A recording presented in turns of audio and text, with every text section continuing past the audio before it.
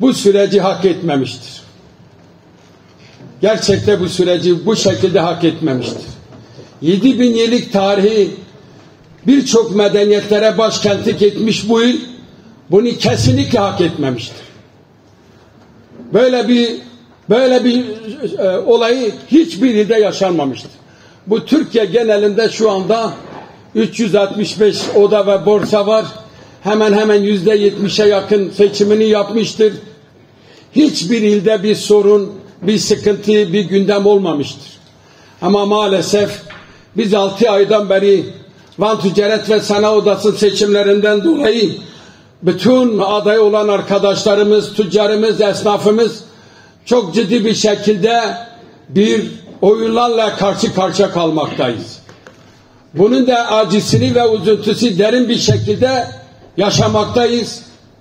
Bütün tüccarlarımın da, esnaflarımın da, il dışında yaşayan, yurt dışında yaşayan bütün Vanlı hemşehrilerimizde tekrar 100.000 kere özür diliyorum.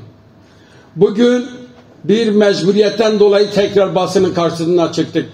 Aslında biz ekipçe karar almıştık. Bir daha bu olayı çıkıp basının karşısında kesinlikle dile getirmeyecektik. Ama maalesef üzülerek size ifade edeyim, bu şahsı nasıl bu odaya girdiğini, bu odaya eleman olarak nasıl aldığını, kimler sebep olduğunu ve en sonunda da basın toplantısına çıkarak benim ona yaptığım o vefanın, o büyüklüğün, o liderliğinin yaptığım dönemlerde hepsini hiçe sayarak bir beyefendi diye hitap etmesi gerçekten büyük bir hakaret kabul ediyorum. Tabii ki bu cümleyi de o kişiliğine bağlıyorum. Van halkının takdirine bırakıyorum. Kıymetli katılımcılar, bu arkadaşın bu odaya nasıl girdiğini ben size anlatmak zorunda kaldım. Çünkü bu vefasızlığı, bu bilgiyi bütün Van halkı, Van tüccarı, Van'ın esnafı bilmelidir. Bu arkadaş Van'ın bir çocuğuydu. Van'a odaya müracaat etti. Birkaç tane tüccarımız, esnafımız, dostumuz devreye girdi. Bu arkadaşın çok zor durumda olduğunu, 2 tane çocuğunu okuduğunu, bunu lütfen bir iş sahibi olsun diye gerçekten aracı oldular. Biz de bu arkadaşımızı aldık, müracaatini kabul ettik. Odaya dedi ki personel diye alalım. Tabii ki bizim personel alımımız meclisin yetkisindedir.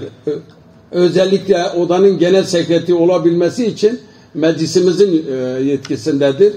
Meclisimiz sunduk, mecliste red çıktı.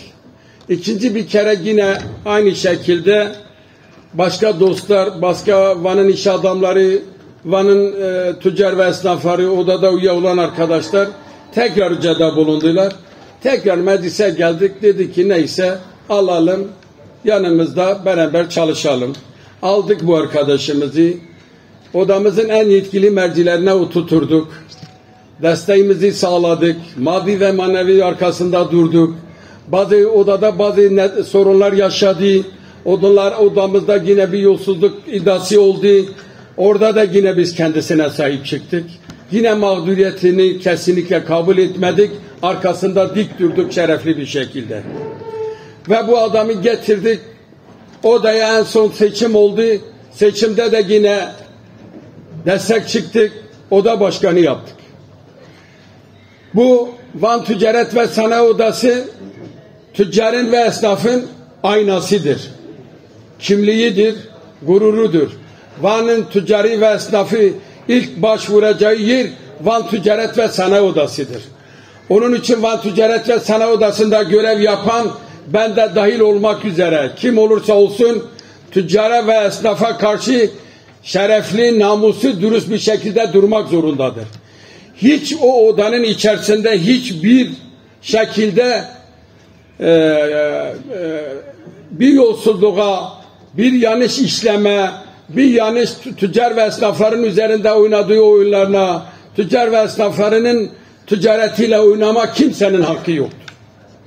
Van Ticaret ve Sanayi Odası gerçekten Van'ın en büyük meslek odasıdır. Van'ın yatırımın öncülüğüdür. Van'ın turizmin öncülüğüdür. İthalat ve ihracatın öncülüğüdür ve tüm sektörlerin öncülüğüdür. Ona göre hareket etmek zorundadır, davranmak zorundadır, dürüst sergilemek zorundadır. Hiç kimsenin arka bahçesi olmadan, hiçbir siyasi partinin arka bahçesi olmadan tüccar ve esnafların hak ve hukukları savunmak zorundadır. Bu odanın gerçekten görevi de budur, misyonu da budur. Şimdi bu şahıs 2 gün önce sizin karşınıza çıktı. Basın mensuplarının karşısına çıktı. Değerli basın mensupları, ben sizlerden soruyorum değerli arkadaşlar. Biz hepimiz bu ilin evlatlarıyız. Bu ilde yaşıyoruz. Siz inan ki bende de, Ali'de de, Veli'de de esnafı en fazla tanıyan sizlersiniz. Esnafla en fazla birebir konuşan sizlersiniz. Kim esnaftır, kim tüccardır, kim dürüsttür, kim dürüst değildir, siz bizlerden dahi bilirsiniz. Şimdi bu arkadaşımızın bu basın açıklamasında sizlerin karşısında sarf ettiği sözler, söylediği sözler, yaptığı hakaretlere siz hiçbir taneniz ne itiraz edebildiniz ne soru sorabildiniz. Arkadaşlar bu odanın seçiminden sorumlu tek kişi şu andaki yönetimdir. Şu andaki yönetim bu seçimde sorumlu olan kişidir.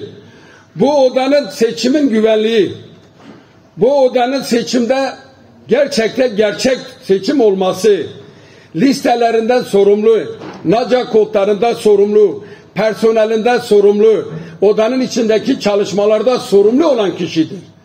Eğer bu kişi çıkıp sanki hiç odada görevi yokmuş, sanki şu anda başkan değilmiş gibi kendi personelini İpek Yolu İlçe Seçim Kurulu'nun düzgün bir şekilde yapmış olduğu o günkü görevini bütün kamu kurum ve kuruluşları zan altında bırakıyorsa bu ciddi bir çelişkidir. Gerçekten ciddi bir suçtur. Yani eğer odada bugün 500 adet sahte belge varsa bunun tek sorumlusu o odanın yönetimi ve başkanıdır. Biz değiliz.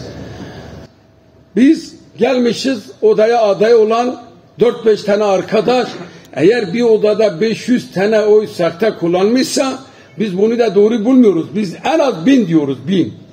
En az 1000. Peki niye 1000 diyoruz arkadaşlar? Ben size açık ve net söyleyeyim. Benim burada 60-70 tane yakın biliyorsun 7 meslek. Her meslek komitede 7 tane aday var. Bu 7 tane arkadaşlar 6 ayda beri sahadadılar. Ve sizler de sahadasınız. Kusura bakmayın, siz bizden daha fazla sahadaydınız. Ben günübirlik hepinizi takip ediyordum. Siz esnafta birebir görüşüp soru soruyordunuz. Allah rızası için Van'da yaşayan kaç tane esnaf dedi ki biz Necdet'e oy vereceğiz? Kaç kişi dedi biz mavi gruba oy vereceğiz? Allah rızası için konuşun ya. Diyen yoktu. Herkesin söylediği söz budur. Mavi liste gitmelidir dedi. Peki bu oylar nerede çıktı o zaman? Biz 500 diyor. 500 kesinlikle kabul etmiyoruz. En az 1000. Peki bir ticaret odası başında olan bir zat 500 adet sahte belge diyor. Peki seçimde sorumlu olan İpek Yolu İlçe Seçim Kurulu'na verdiği dilekçe neden yalnız birinci grubun itirazıdır o zaman?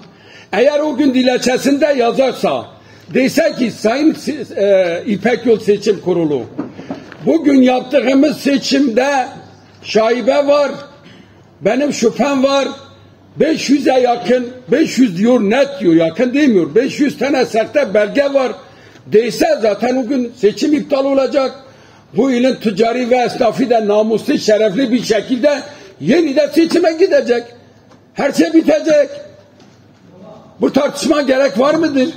Bu ili bu kadar, bu insanları bu kadar rahatsız etmeye gerek var mıdır? Sen madem ki çok samimisin, çok dürüst bir insansın, Çok demokrat bir insansın. Diploman var. Peki arkadaş senin verdiğin dilekçe orada. 19 meslek grubunda seçime girmişiz. Sen kaybetmişsin. Kendin de çıkıp basının karşısına çıkıp suç işliyorsun. 500 tane sahte belge kullanmış. Ama seçim kuruluna verdiğin dilekçe de yalnız tarım ve hayvancılıktaki grupta senin çok oyların olduğu için, oraya çok şirket kaydettiğin için yalnız ona şikayet ediyorsun. Peki müracaat ediyorsun. Peki bu tüccar ve esnaf, bu Van halkı, bu en fazla Türkiye'den fazla yaşadığı, en fazla genç sahibi olan bir ilin sana bunu sormaz mı, bu samimiyetsizliği? Bu sahtekarlığı sormaz mı ya? Ağzında çıkıyor 500 tane sahte belge. İpek Yol Seçim Kurulu'na müracaatın yalnız bir grupta 13 oya itiraz. Buna ne diyorsunuz arkadaşlar? Basın mensupları ne diyorsunuz? İtiraz 13 oya. Getirin orada 11 tane oya itirazım var. Ama ağzında sahte belge var diye 500. Ya 500 tane seçimin bütün kaderi değişir. Belki o diğer gruplarımız sarı liste belki 7-8 grup çıkarır. Kırmızı liste belki 2-3 grup çıkarır. Yeşil liste belki bir grup çıkarır. Peki sen buna ne diyorsun? Bunun sorumlusu kim? Odanın yönetim kurulu başkanı.